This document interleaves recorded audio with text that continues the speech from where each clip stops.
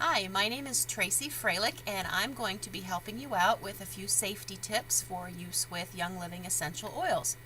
I know sometimes it can be overwhelming, especially when you're first opening up your kit and you're so afraid of making a mistake or doing something wrong. But hopefully, these safety tips will help you to be more at ease and make you feel more comfortable using your oils. So, I have 7 tips for you, and the first one uh, is kind of scary for some people because I'm going to use the term hot oils. Most of the oils, some of the oils, are able to be used neat, meaning you can just use them without diluting. Oils like lavender or frankincense, which is my favorite, I use these on my skin all the time without diluting, and I do not have any trouble, and most people don't. But there are some oils that are considered hot oils, and they don't actually burn your skin, but they might give you the sensation of burning, or they may have kind of a scent that gets into your eyes, like when you cut onions, and you know how that affects your eyes and makes your eyes water. Some of the oils may do that too. So oils like Thieves, which that's in your kit, and most of us use this on a fairly regular basis. This is one that you would want to dilute. Other ones like oregano can be a little strong, and even peppermint is considered a hot oil. So check the labels to see, first of all, if they should be diluted. And it doesn't hurt to dilute it even if it doesn't recommend that. But hot oils, be sure to dilute. And if they do cause a burning sensation on your skin, or if the scent gets in your eyes, you would want to use some kind of carrier oil to pull that out. Just an example, I went to work the other day, and on my way there, I noticed that I had applied some peppermint to my forehead, and I noticed that I was starting to get this stinging sensation in my eye like this, and my eye started to water, and I must have used my finger to itch my eye or near my eye and gotten some of that peppermint close enough to my eye that it really made it sting and water. So I drove to work that day like this, and when I got there, I just grabbed some vegetable oil, was the quickest thing I could find, and I rubbed that around the area, just around the eye, not in the eye itself, and it really helped to draw that out, and the sensation went away fairly quickly after that. So diluting hot oils is definitely a great idea.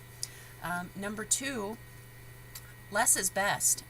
I never want to waste my oils. They are very precious, so I don't want to use more than what I actually need. And it's recommended that you start with only 1 or 2 drops. That's really all you need for the full effect. So start slow, go slow, use a small amount, and you can certainly work up to higher amounts if you need to throughout the day. Just find what works for you. Number 3 is avoid contact with sensitive areas. I already gave you the example of near your eyes.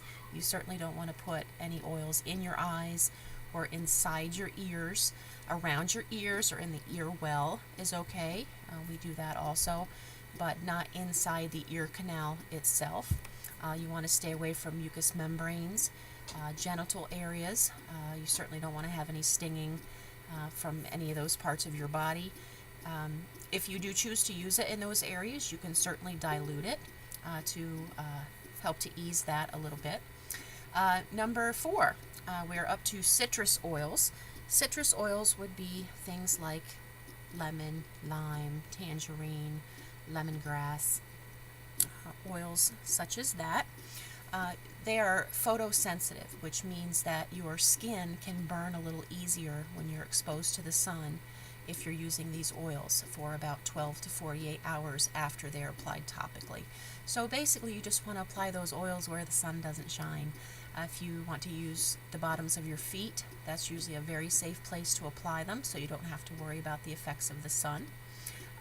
You'll notice that Young Living does have a lot of oil-infused products that have citrus in them, and Young Living does take the care to make sure that that effect is sort of taken out, that you don't have to worry if your soap has lemon in it, that there won't be any effect from those. But you may want to be careful if you're making your own products. If you're making a lotion or a sunscreen and you're putting a citrus oil in it, you may want to be very careful about applying that. And along the lines of citrus oils, you also want to be careful with using these in your water.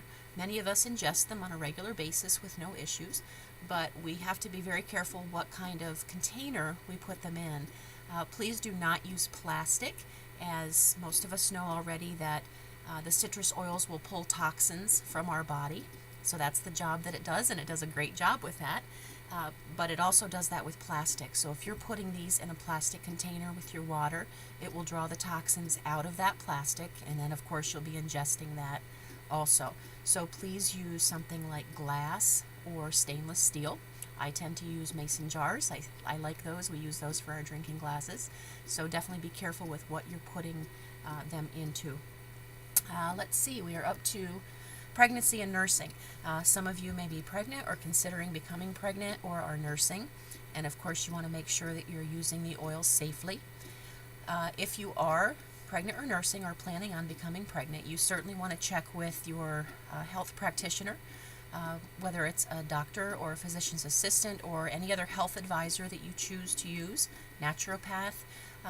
Try to make sure that the person is informed, adequately informed about the use of quality therapeutic grade essential oils. And I happen to have a great physician assistant who is knowledgeable about that, so I'm very comfortable talking to her about my oils and how I use them. So make sure you're with someone that you're comfortable talking with about the oils, who understands them, and do your research definitely. There are certain ones that you might want to stay away from. And let's see, I have a list here. Some might be clary sage, tansy, hyssop, fennel, and wintergreen. You may want to stay away from.